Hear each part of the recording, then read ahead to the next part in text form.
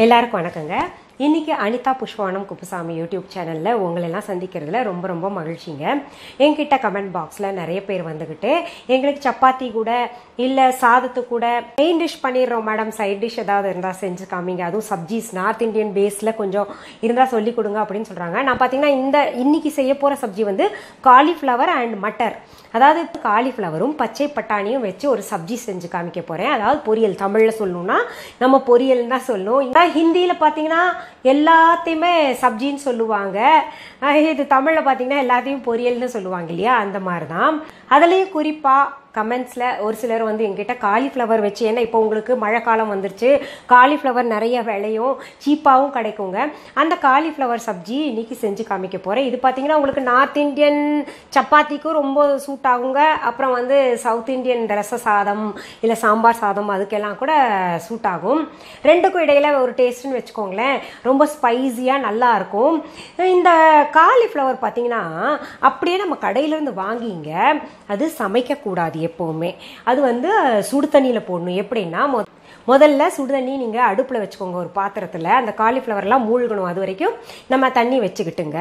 அதில் என்ன பண்ணணும், கொஞ்சம் சூடானோடனே அதில் காலிஃப்ளவர் கொட்டிட்டுங்க துண்டு துண்டாக நறுக்கிக்கணும். நான் இப்போ காமிக்கிறேன் எந்த அளவுக்குன்னு. நறுக்கிட்டு அதில் உப்பும் மஞ்சத்தூளும் அந்த சுடு தண்ணியில் போட்டு சும்மா ஒரு 3 நிமிஷம் விட்டுருங்களேன், அப்படியே கலந்து நல்லா விட்டுருங்க.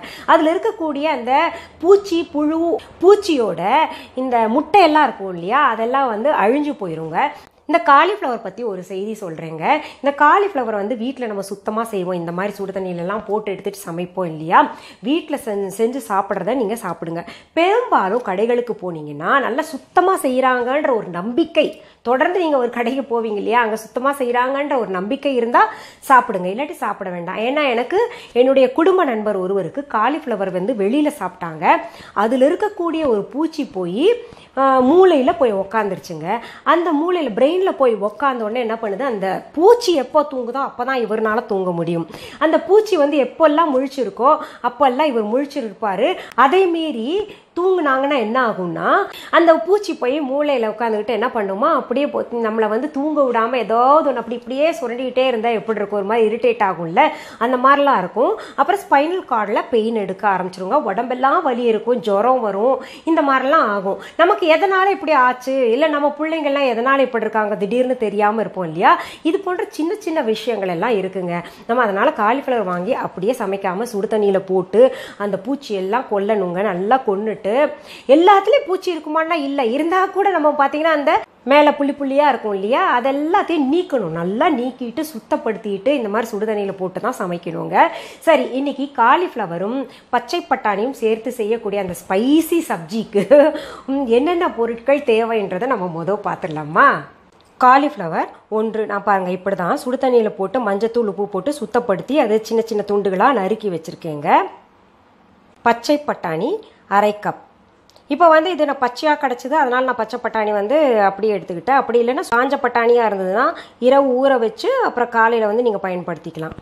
பொடியாக அரிந்த பச்சை மிளகாய் 2, பொடியாக அரிந்த பூண்டு பற்கள் 4, பொடியாக அரிந்த இஞ்சி சிறிய துண்டு, பொடியாக அரிந்த கொத்தமல்லி இலைகள் 1 டேபிள் ஸ்பூன், பொடியாக அரிந்த கறிவேப்பிலை இலைகள் 15, கசூரி மேத்தி அதாவது காய்ந்த வெந்தய இலைகள் 1 டீஸ்பூன், மிளகாய்த்தூள் 3/4 டீஸ்பூன், மல்லித்தூள் 1 டீஸ்பூன், மஞ்சள் தூள் 1/2 டீஸ்பூன், சீரகம் 1/2 டீஸ்பூன், கடுகு 1/2 டீஸ்பூன், கரம் மசாலா 1/2 டீஸ்பூன், உப்பு தேவையான அளவு, தண்ணீர் தேவையான அளவு, எண்ணெய் தேவையான அளவு, பொடியாக அரிந்த பெரிய வெங்காயம் 1, பொடியாக அரிந்த தக்காளி 1. காலிஃப்ளவர் சப்ஜி செய்வதற்கு தேவையான பொருட்கள் பார்த்தோம். நீங்கள் எல்லாம் என்னடா இவ்வளோ பொருள் இருக்குது அப்படின்னு நினச்சிட்டு ஒரு மாதிரி நினச்சிருப்பீங்க. இல்லைங்க, அது பார்த்தீங்கன்னா கிச்சனில் நம்ம அஞ்சரை பெட்டியில் இருக்கிற பொருள் எல்லாம் தான் கொஞ்சம் கொஞ்சமாக எடுத்து வச்சுருக்கோம். ரொம்ப சுவையாக இருக்கணும்ல, அதனால் கொஞ்சம் ஸ்பைஸியாகவும் இருக்கிறதுக்காக நிறைய பொருள் கொஞ்சம் சேர்த்துருக்கேன். இப்போ பாருங்கள், முதல்ல நான் அடுப்பை பற்ற வச்சுங்க, ஒரு பேன் வச்சுருக்கேன், அது சூடாகிக்கிட்டு இருக்கு. இப்போ அடுத்தது என்ன பண்ணலான்னு நம்ம பார்க்கலாமா. நல்லா சூடாயிடுச்சு. இப்போ நம்ம அதில் எண்ணெய் சேர்த்துக்கலாங்க.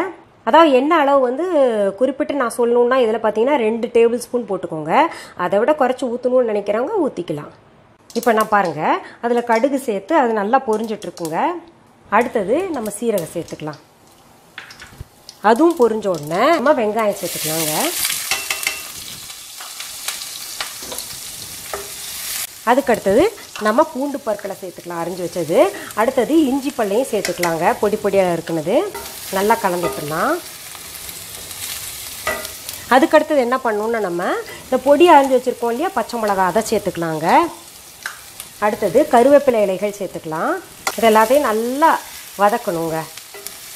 இப்போ பாருங்கள், நம்ம போட்ட பொருள் எல்லாம் நல்லா வதங்கிருச்சுங்க. இப்போ நம்ம என்ன பண்ணணும்னா இந்த காலிஃப்ளவர் சேர்க்கணுங்க.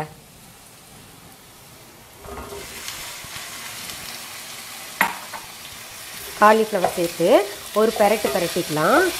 இப்போது இதில் என்ன பண்ணணும், நம்ம போதுமான அளவு தண்ணி சேர்த்துக்கணுங்க. காலிஃப்ளவர் வேகணும், அதை மனசில் வச்சுக்கிட்டு நம்ம தண்ணி சேர்த்துக்கணும். வேணும்னா நம்ம நடுவில் பார்த்து சேர்த்துக்கலாங்க, அதை அடி பிடிக்காமல் கலந்து விட்டுக்கணும் நடுவில்.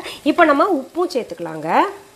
ஏற்கனவே உப்பு தண்ணியில் போட்டு நம்ம காலிஃப்ளவர் எடுத்துருக்கோம். இப்போ மறுபடியும் கொஞ்சம் பார்த்து அளவாக சேர்த்துக்கலாம், கடைசியில் வேணால் பார்த்து சேர்த்துக்கலாம். இன்னும் அடுத்தது நம்ம என்ன பண்ணணும்னா மசாலா பொருட்கள் எல்லாம் சேர்க்கணுங்க. அதாவது மஞ்சத்தூள் சேர்க்கணும். ஏற்கனவே கொஞ்சம் மஞ்சத்தூள் போட்டிருந்தோம். தனியாத்தூள், மல்லித்தூள் போடணுங்க. அடுத்தது மிளகாத்தூள் போடணுங்க. இது எல்லாத்தையும் நல்லா கலந்து விட்டுங்க. இப்போ மூடி போட்டு மூடி வச்சிடலாங்க, வேகட்டும் அது. இப்போது நம்ம திறந்து பார்க்கலாங்க. நல்லா கொதிச்சுட்ருக்கு பாருங்கள். நல்லா மசாலா ஃப்ளேவர், ஆஹா மனம் இங்கே எனக்கு. இதை நல்லா கலந்து விட்டுடலாங்க. அப்புறம் நம்ம என்ன பண்ணோம்னா இந்த தக்காளி இருக்கு இல்லையா, தக்காளி இப்போ ஏன்னா காலிஃப்ளவர் வந்து ஆல்மோஸ்ட் பாதி பதத்துக்கு மேலே வெந்துருச்சு, அதனால தக்காளி நான் சேர்த்துருக்கேன். எப்போவுமே முன்னாடியே தக்காளி போட்டு நமக்கு காய்கறி சரியாக வேகாது இல்லையா அந்த புளிப்பு தன்மையில், அதனால் பாதி வேக விட்டு போட்டிருக்கேன். அடுத்தது பார்த்திங்கன்னா இந்த பச்சை பட்டாணியும் சேர்த்துக்கலாங்க. அடுத்தது கொத்தமல்லி இலைகளையும் சேர்த்துக்கலாம். நம்ம இதை திரும்ப நல்லா கலந்து இன்னும் நல்லா வேகட்டுங்க. அது வரைக்கும் நம்ம மூடி வச்சிடலாம். நம்ம இந்த காலிஃப்ளவர் வெந்துருச்சான்னு பார்க்கலாங்க. நான் நடுவில் ஒரு தடவை கிளறி விட்டேங்க, வெந்துருச்சான்னு பார்த்ததுக்கு அது கொஞ்சம் வேகாமல் இருந்தது. இப்போ மறுபடியும் எடுத்து பார்க்கலாம்.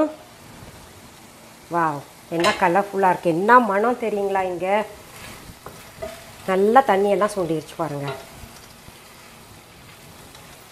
இன்னும் லேசாக தண்ணி இருக்கு இல்லையா, இதில் நம்ம வந்து இப்போ என்ன பண்ணணும், இந்த கசூரி மேத்தி இருக்குல்ல அதை சேர்க்கணுங்க. நான் பொதுவாகவே நிறைய சப்ஜிகளில் கசூரி மேத்தி, அதாவது இந்த காய்ந்த வெந்தய இலைகள் சேர்ப்பேன். ரொம்ப சுவையாக இருக்கும். அது என்ன கசக்குமே மேடம் அப்படின்னு நீங்கள் நினைப்பீங்க, கிடையாதுங்க. இப்போ நம்ம சேர்க்க வேண்டிய ஒரே பொருள் என்னென்னா கரம் மசாலா. காலிஃப்ளவர் பச்சை பட்டாணி சப்ஜி உங்களுக்கு எப்படி செய்யறதுன்னு இன்னைக்கு நான் செஞ்சு காமிச்சேன் இல்லையா, இதை நீங்கள் செஞ்சுட்டுங்க, நீங்களும் என்ஜாய் பண்ணுங்கள். உங்கள் பிள்ளைங்க ஃபேமிலியில் இருக்கிறவங்க எல்லாம் என்ன சொன்னாங்கன்னு சொல்லிட்டு எனக்கு கமெண்ட் பாக்ஸில் கமெண்ட் பண்ணுங்கள். நிச்சயமாக இது எல்லாருக்குமே ரொம்ப பிடிக்கும். சரி, மீண்டும் சந்திக்கலாமா? நன்றி, வணக்கம்.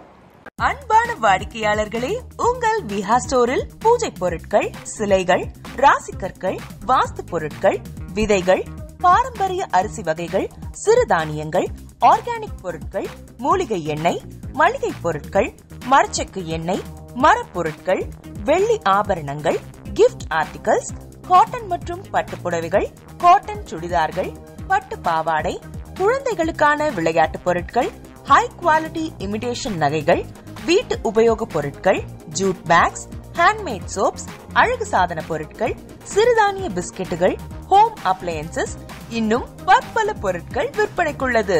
விஹா ப்ராடக்ட்களை நீங்கள் வாங்க விரும்பினால் அது எங்களுடைய viha.online வெப்சைட் மற்றும் சென்னை ராஜா அண்ணாமலைபுரத்தில் உள்ள எங்கள் விஹா ஸ்டோரில் மட்டுமே கிடைக்கும் என்பதை தெரிவித்துக் கொள்கிறோம். வேறு எந்த ஆன்லைன் வெப்சைட்களிலும் விஹா ப்ராடக்ட்கள் விற்பனைக்கு கிடையாது என்பதை நீங்கள் கவனத்தில் கொள்ள வேண்டும். எங்கள் விஹா ஸ்டோரின் விலாசத்தை கண்டறிய கூகுள் மேப்ஸில் விஹா ஸ்டோர் என்று டைப் செய்தால் வழியை கண்டறியலாம். www.viha.online வெப்சைட்டிலும் விஹா ஸ்டோரின் அட்ரஸ் உள்ளது.